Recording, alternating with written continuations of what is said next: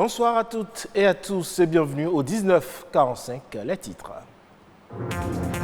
Ce 26 août, c'est la journée mondiale du meilleur ami de l'homme, à savoir le chien. Une occasion pour souligner la relation que l'homme et le chien sont parvenus à construire à force de coopération et d'amour. Et on parle du métier d'horloger, une profession visiblement en voie de disparition avec l'apparition des téléphones portables et autres gadgets électroniques. Qu'en est-il réellement? La réponse dans ce journal. Enfin, sachez qu'inhaler de la fumée est nuisible pour la santé. Il augmente la pression artérielle et cause des maladies cardiovasculaires.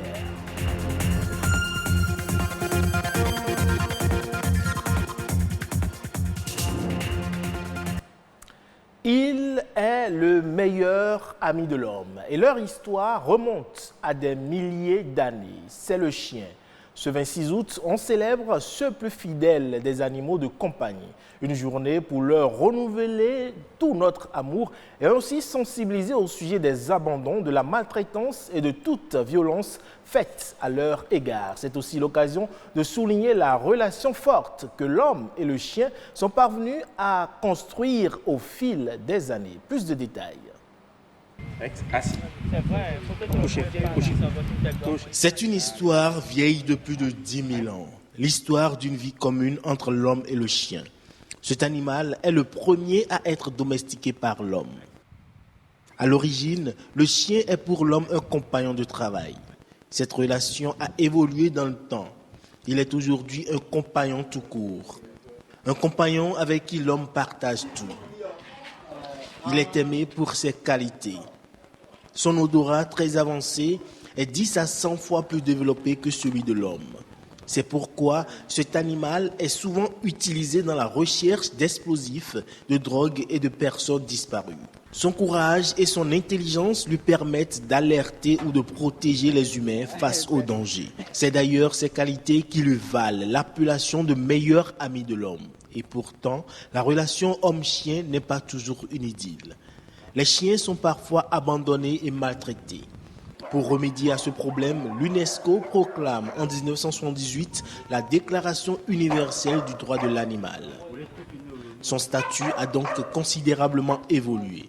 Le chien reçoit des noms affectueux. On lui consacre des pages sur les réseaux sociaux, sur Internet. Il a même inspiré de célèbres personnages comme Milou dans la bande dessinée Tintin.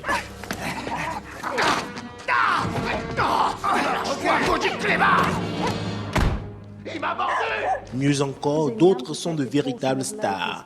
Laïka, premier animal à voyager dans l'espace. Rex, chien policier de série de télévision.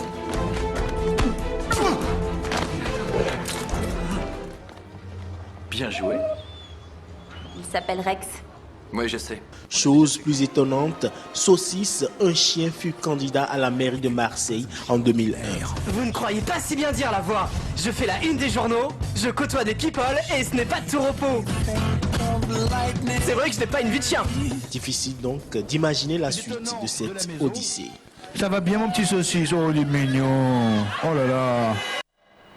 Et s'il y a une dizaine d'années, on pouvait les voir exercer aisément leur métier à des coins de rue. Aujourd'hui, il est très rare de croiser des réparateurs de montres.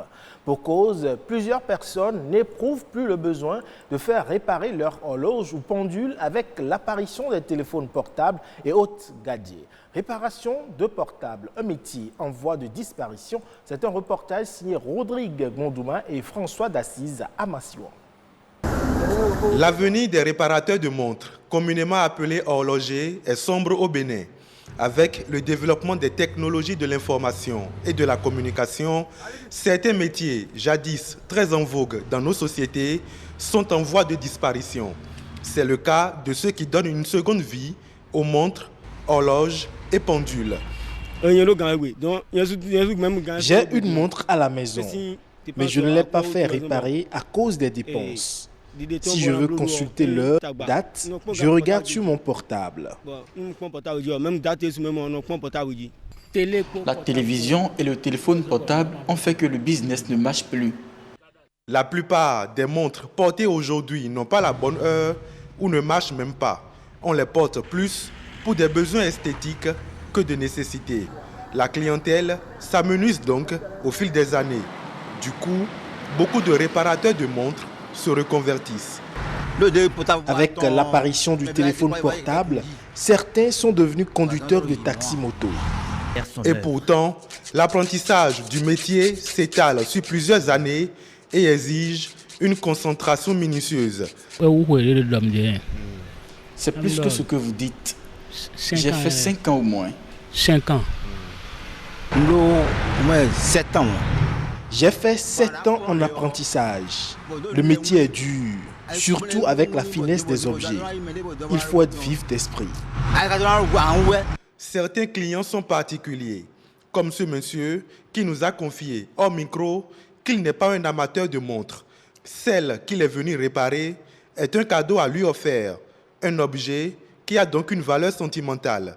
Mais malgré toutes ces difficultés, certains arrivent à joindre les deux bouts et subvenir aux besoins de leur famille.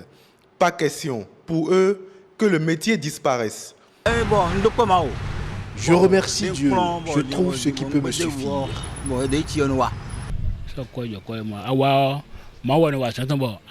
C'est Dieu qui fait son œuvre. Tu trouves le peu qu'il te faut pour nourrir ta famille et payer tes factures. J'ai appris ce métier de mon père, déjà décédé. Ce métier ne peut pas disparaître. J'ai initié mon fils, c'est mon apprenti. Valentin ne se décourage donc pas.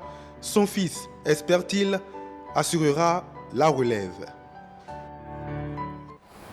À présent, faisons le tour d'horizon des sujets ayant fait l'actualité ces dernières heures au Bénin.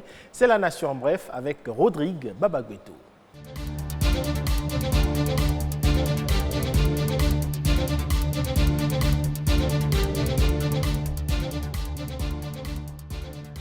Année budgétaire 2021, le Bénin payera 391 milliards à l'agence UMOA titre AUT de Dakar au titre du service de la dette.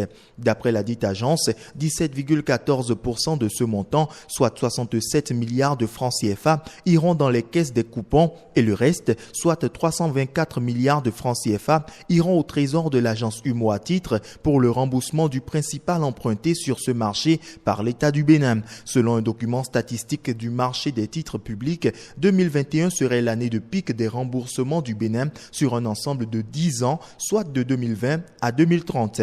Les plus faibles remboursements du trésor béninois seront observés en 2026, 2028 et en 2029, où il s'agira pratiquement de payer les intérêts aux créanciers. Par ailleurs, le pays aura à rembourser 370 milliards de francs CFA, dont 35 milliards de taux d'intérêt et 335 milliards de principal.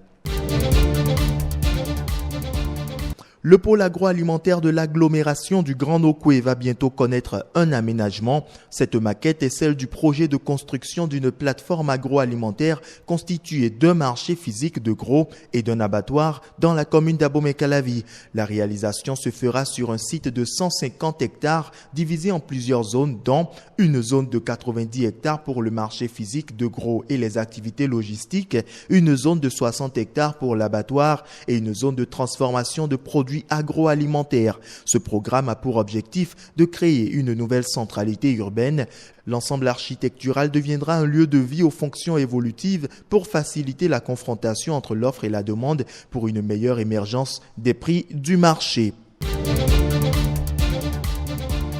L'examen du baccalauréat 2020 a livré son verdict aussi bien au Bénin que dans les 8 pays membres de l'UEMOA. Et qui est-ce qui arrive en tête dans la région ? Le Bénin se classe devant les autres pays de l'espace en termes de taux de réussite.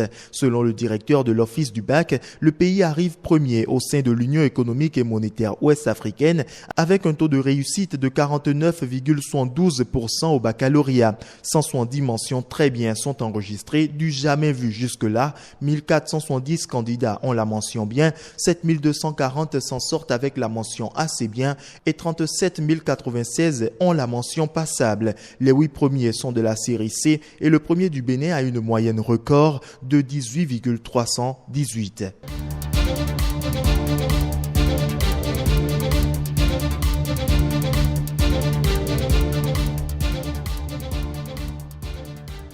Parlons à présent de l'inhalation de la fumée. Elle cause assez de désagréments à la santé humaine, affecte le cœur et augmente la pression artérielle. Celui qui s'expose à la fumée s'expose à des maladies cardiovasculaires. C'est ce que nous dit Martin Huenancy, cardiologue. Les fumées, effectivement, sont à l'origine d'un risque important pour la santé en général et la santé cardiovasculaire en particulier. Dans les fumées que vous voyez dans votre environnement, aussi bien à la cuisine que pendant les feux de brousse ou dans la circulation du fait des gaz d'échappement ou la fumée de cigarette, les risques sont importants parce qu'à l'intérieur de ces fumées, il y a des substances nocives pour la santé, notamment pour les poumons, pour le système cardiovasculaire. Qu'est-ce qui va se passer au niveau des poumons? C'est que ces fumées-là vont envahir les bronches et créer de l'irritation et de l'obstruction dans les bronches, ce qui va gêner de façon considérable la respiration. Et à terme, avec le mauvais fonctionnement des poumons, le cœur va aussi mal fonctionner. Deuxièmement, les fumées vont entraîner directement au niveau du cœur et des vaisseaux, notamment des artères, un système d'obstruction aussi. Et l'obstruction des artères va entraîner un très mauvais fonctionnement de beaucoup d'organes, notamment du cœur lui-même. Et on peut avoir une grande crise cardiaque à cause des effets de la cigarette et des fumées diverses. Il faut tout faire pour ne pas s'exposer aux fumées. Et si on veut parler de la cigarette, c'est ne jamais fumer une cigarette, pas une seule. Et ne pas être à côté de quelqu'un qui fume. Et si on a la malchance d'avoir commencé à fumer, il faut arrêter. Pour arrêter, il faut de la volonté et il faut l'aide des agents de santé. Pour les d'autres fumées, si on prend la fumée liée au transport de la ville, il faut déjà que chacun se préoccupe d'avoir un véhicule qui n'est pas un véhicule pollueur, que ce soit une moto ou une voiture ou autre chose. Et pour ça, il faut respecter les règles éditées par l'État. Et voilà pour l'essentiel de cette édition du soir que vous pouvez retrouver sur le site de l'ORTB, www.ortb.bj. Portez-vous bien et à la prochaine.